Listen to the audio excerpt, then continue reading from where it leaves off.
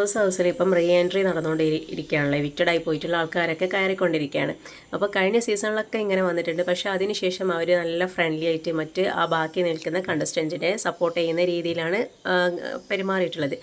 പക്ഷേ ഈ പ്രാവശ്യം ഇവർ വന്നപ്പോൾ ആരോടൊക്കെ ഉള്ള പേഴ്സണൽ ഗ്രഡ്ജൊക്കെ മനസ്സിൽ വെച്ച് ഒരു വെൽ പ്ലാൻഡ് ആയിട്ട് വന്ന പോലാണ് തോന്നിയിട്ടുള്ളത്. കാരണം അനുമോളെ മാത്രം അവിടെ ടാർഗറ്റ് ചെയ്യുന്നത്.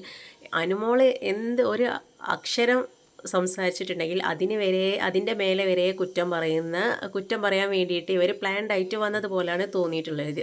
പ്രത്യേകിച്ച് ബിൻസി, ശൈത്യം.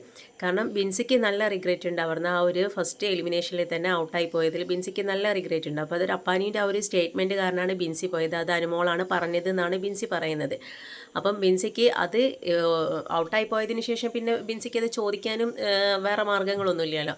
അപ്പോൾ ബിൻസി ആദ്യം വിചാരിച്ചിരിക്കണം ഇവിടെ എത്തിയിട്ട് അനുമോളോട് ചോദിക്കണം എന്നുള്ളതിൽ. അപ്പോൾ അനുമോളോട് ആ ഒരു ദേഷ്യത്തിൻ്റെ പുറത്താണ് പറയുന്നത് പി ആറിൻ്റെ ബലത്തിലല്ലേ നീ നിൽക്കുന്നത് എന്നുള്ളത്. ഇവരൊക്കെ കൂടി ഇപ്പോൾ നമ്മളെ പ്രേക്ഷകരെ എന്താണെന്ന് അറിയുക ചെയ്യിപ്പിക്കുന്നത്.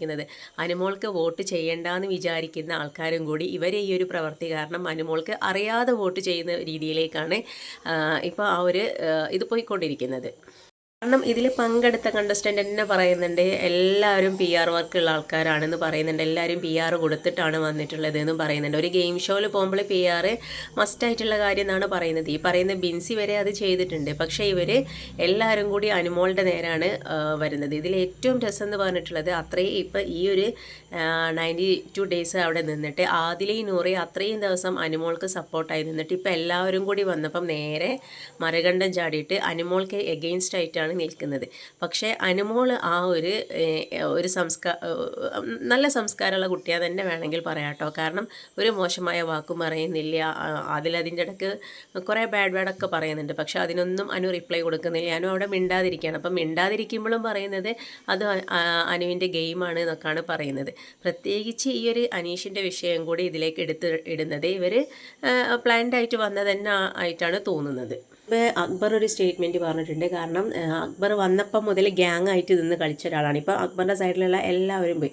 അപ്പോൾ അക്ബറിനെ ഏതോ ഒരു വീക്കിൽ അക്ബറിനെ എല്ലാവരും കൂടി ഒറ്റപ്പെടുത്തി. അപ്പോൾ അക്ബറിന് ഭയങ്കര സങ്കടമായി എന്നൊക്കെ പറയുന്നുണ്ട്. ഇതേ സംഭവമാണ് അവിടെ ഡേ 1 മുതൽ 92 ഡേയ്സ് വരെ അനുമോളെ എല്ലാവരും കൂടി ടാർഗറ്റ് ചെയ്തിട്ട് ഒറ്റപ്പെടുത്തിയിട്ട് നിൽക്കുന്നത്. അതും ഒരു പെൺകുട്ടി, ഒരു ഹൗസിലെ എല്ലാ ആൾക്കാരും കൂടി.